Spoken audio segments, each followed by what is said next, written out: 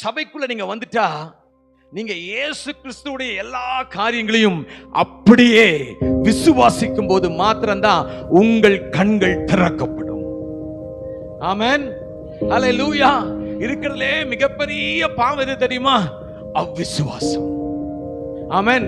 2 கொரிந்தியரின் புத்தகம் 4ஆம் அதிகாரம் 4வது வசனம் சொல்கிறது, நம் கண்களை பிசாசானவன் குருடாக்கி வைத்திருக்கிறான்.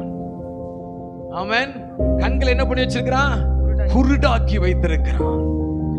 வேதத்தை வாசிக்காதவனுடைய பார்வை எப்பொழுதும் அரை பார்வையா தான் இருக்கும். ஹல்லேலூயா. தேவனுடைய வார்த்தை தான் உங்க கண்களை திறக்க முடியும். ஆமென். தேவனுடைய வார்த்தை வல்லமை உள்ளது. உங்கள் அரை பார்வையை மாற்றி உங்கள் கண்களிலே வெளிச்சத்தை கொடுக்க தேவனுடைய வார்த்தையினால மாத்திரம்தான் முடியும்.